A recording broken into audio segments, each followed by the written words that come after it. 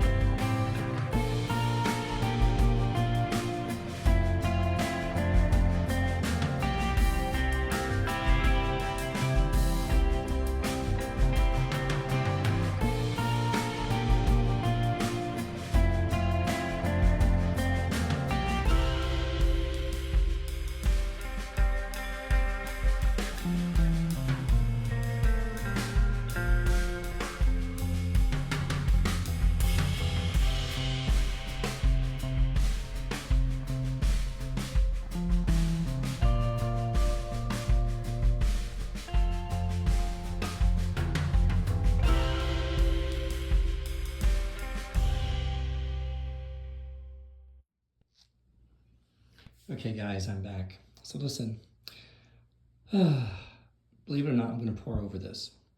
And there are a couple reasons why. I got a lot of stretching down on this corner here, and I'm not too pleased with that. So I'm going to pour over this and see what we get. I've got enough paint. So I know you're probably yelling at me and saying don't touch it, but well, it's my painting, so we'll see if we get a better result or a comparable result. Okay guys, thanks, hold on, and here we go.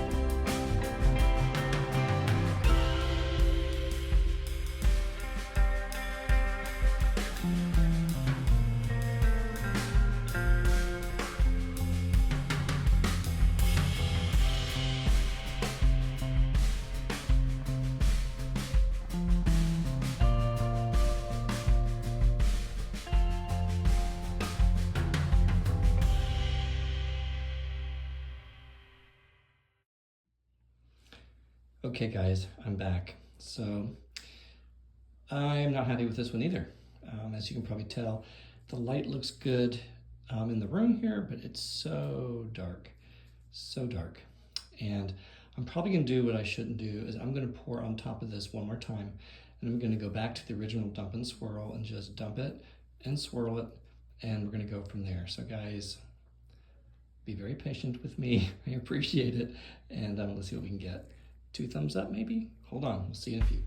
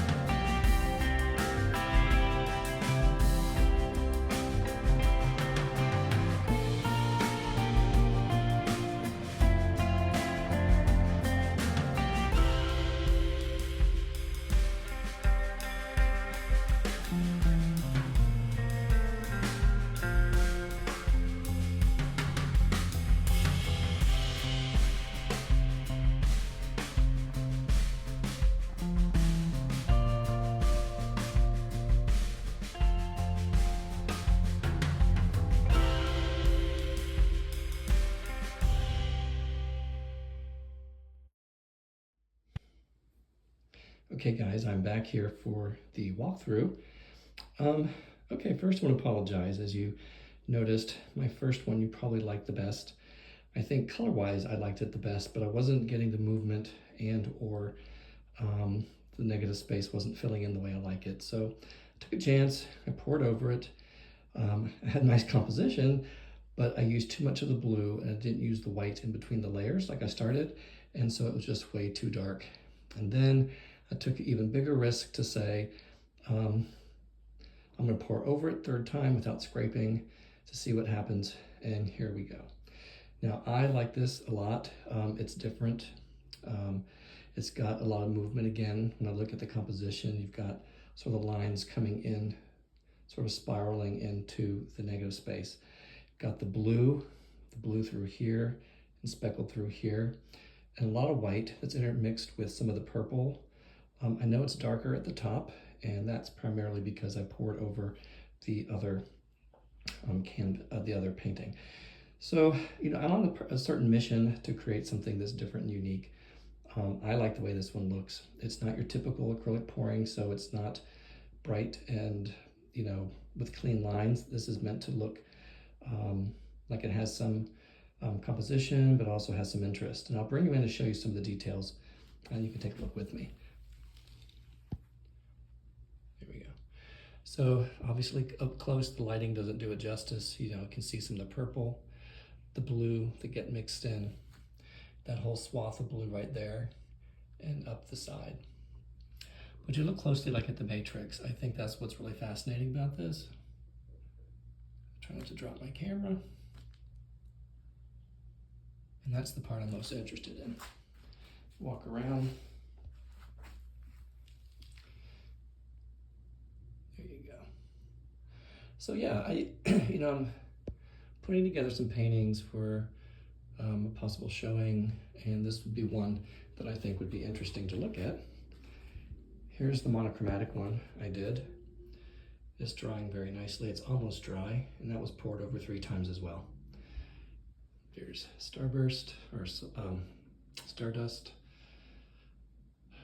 Poppies, and Green Nebula. So guys, I'm probably gonna call this Conglomerate 3 because it reminds me of the other 2 that I'd done earlier this year that I called Conglomerate. One was in my show in New York City, and the other one wasn't, but it was something similar. And so, like those and like this, the colors all mixed in with the cells, so they're not just individual cells. So I hope you like it, and we'll see what comes up next. Probably do one Sunday or Monday. Okay, have a great start to the weekend.